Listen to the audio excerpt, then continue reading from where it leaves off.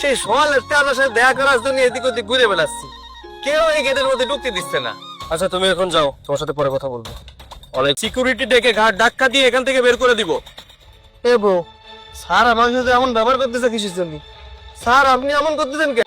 এখানে আমরা ফ্ল্যাট কেনা বেচা করি, তোদের সাথে এখানে দাঁড়িয়ে শুধু শুধু সময় নষ্ট করার সময় আমার নাই। ভালোই ভালোই বলছে, আর এইসব কথা করছে কিসের জন্য? স্যার মনে হয় আমাকে বুঝতে পারেনি, চিনতে পারেনি। আচ্ছা স্যার, আপনি এসব কি করছেন? আমি কেন এই জায়গায় চুরি? তুই কি জানিস ফ্ল্যাট কাকে বলে? শোন, শুধু শুধু তোরা আমার সময় নষ্ট করিস না। স্যার শোনেন, আপনি শুধু শুধু আমাকে ঠিক কথা করছে স্যার।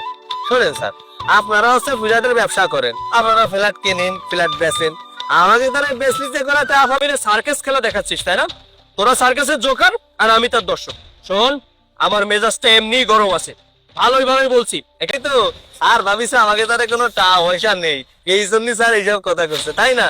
আর বিশ্বাস করেন, আমরা জামা কাপড় এইসব পরিস্থিতি কি হয়েছে, বাপ মা থাকবে, আরেকটা ফ্ল্যাটে ওর বাপ মা থাকবে, আরেকটা ফ্ল্যাটে আমরা দুইজনে থাকবো। এই জন্য আপনার সাথে কথা করতে আইছি। 3টে ফ্ল্যাট 5 কোটি টাকা, 3টা ফ্ল্যাটের দাম 15 কোটি টাকা। তোরা কি এখনো ভালো করে জানিস 15 পর কয়টা শূন্য দিলে 15 কোটি টাকা হয়? শোন, বোঝার চেষ্টাই করতেছে না। তুমি ঠিক কথাই কইছো। এই যে আমরা সস্তা কাপড় চোপড় পরে আইছি, এই জন্য স্যার মনে করতেছে যে আমাদের কাছে কোনো টাকা পয়সা নেই। তাহলে কিন্তু সিকিউরিটি ডেকে ঘাট ধাক্কা দিয়ে তোদের বের করে দিতে বাধ্য হবো। শোন, একটু পর আমার একটা বড় ক্লায়েন্ট আসবে, 1800 স্কয়ার ফিটের 3টা। এখানে কোনো সমস্যা আছে?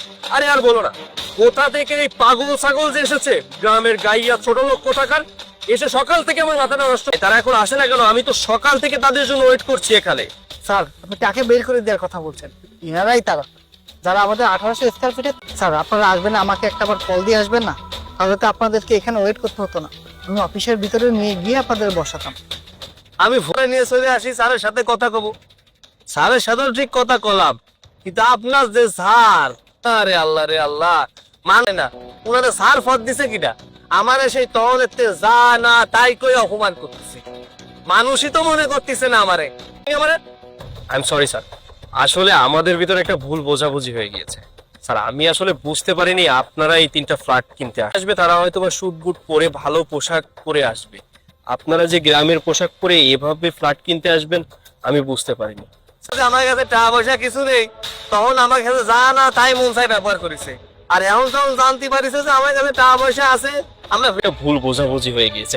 স্যার ভেতরে চলেন না স্যার, ভেতরে যে আমরা বসে আলোচনা করি স্যার, বাইরে দাঁড়িয়ে এভাবে কথা বলাটা ঠিক হবে না। স্যার চলেন। আমার এখন আর লাগবে না, আমি এই জায়গাতে ফ্ল্যাট কিনবো না।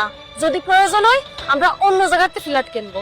শোনেন স্যার, ভাবছি ম্যাম প্লিজ, ম্যাম এভাবে বলবেন না, আপনি চলুন না ম্যাম। ম্যাম একটু ভেতরে চলুন, আমরা এই এরিয়াতে সবচেয়ে ভালো ফ্ল্যাট মেকিং করি।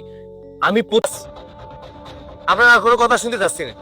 আমার বউ কি করে দিচ্ছে আপনি শোনেননি?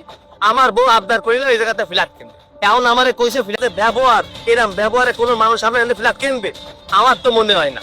শোনেন, চাকরি বাঁচাতে চালি নিজের ব্যবহার ঠিক করেন। একটা কথা মনে রাখবেন, গ্রামের মানুষের লুঙ্গির খোঁটা যে পরিমাণ টাকা থাকে না, সেই পরিমাণ টাকা ওই শহরের মানুষের ব্যাংক অ্যাকাউন্ট। সামনে এই গাড়িটাও আমাকে, বাড়ি যাবো, আসো।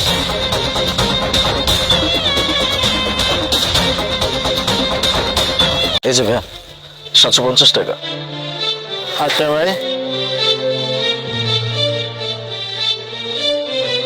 দিয়ে বাজারটা নিয়ে যাবো অনেক।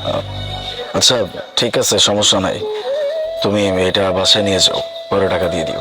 মানুষটা কিনতে আসে, তোমার যদি প্রয়োজন না হইতো তাহলে তুমি এগুলো কিনতে আসতে না। এক কাজ করো, তুমি এগুলো নিয়ে যাও, তুমি আমাকে পরে টাকা দিয়ে যাও। একটা কাজ করো, আমাকে 2 বস্তা চাল দাও। 2 বস্তা চাল তো দিতে পারবো না। ও আচ্ছা, মাল নেই বুঝি। আচ্ছা একটা কাজ করো, আমি তোমাকে লিস্ট দিয়ে যাচ্ছি, তুমি মাল আসলে কালকে আমার বাসায় পাঠিয়ে দিও। বলি কি ভাইজান, মালপত্র তুমি তো জানো আমি তোমার দোকান থেকে কত বছর যাবত সদাই নেই, আর আজকে কিনা তুমি আমাকে বলতেছো অন্য কোনো দোকান থেকে নিতে। কি হয়েছে আমাকে বলো তো? আর তোমাকে দেখো জমা দিতে যাওয়ার সময় আমার টাকার ব্যাগটা ছিনতাই হয়ে যায়, আর সেটা নিয়ে একটু ঝামেলার ভেতরে আছে। জানি তো। তুমি তো টাকাটা ছিল, এটা আমার মালপত্র কেনার টাকাই ছিল, টাকা দিতে পারতেছে না, এই জন্য মালপত্র আসতেছে না। তাই আর কি আমি আপনাকে বাকির টাকাগুলোই জমা দিতে যাচ্ছিলাম, সেই টাকাটাই ছিনতাই হয়ে গেছে।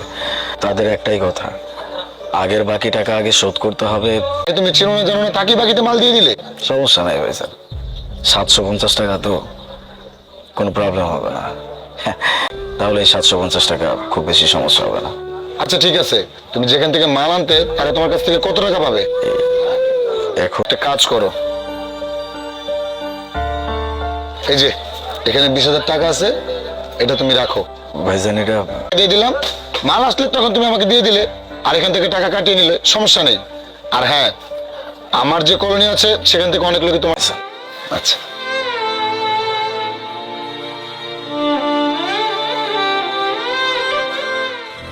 আমি এসে নিয়ে যাব।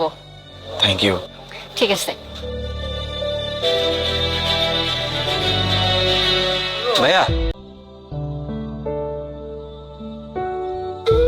কি অবস্থা ভাইয়া, এখন কি সদে নেওয়া যাবে?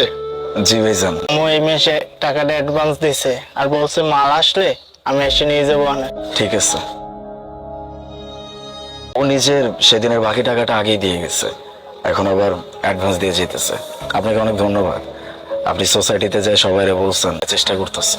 আরে না না, আসলে ঘটনা হয়েছে কি, আমি তোমাকে বলছি, কোনো ভালো মানুষ যদি বিপদে পড়ে তখন সেই মানুষটা কলোনির লোকদের কাছে বলেছিলাম যে তারা নিজের ইচ্ছেই তোমাকে হেল্প করার জন্য আগ্রহ হয়ে টাকা দিয়ে গেছে। এটা তো আমার কোনো কিছুই করার না, তুমি আমাকে ধন্যবাদ দাও। আপনি একটু দাঁড়ান, আমি এক্ষুন দিতেছি।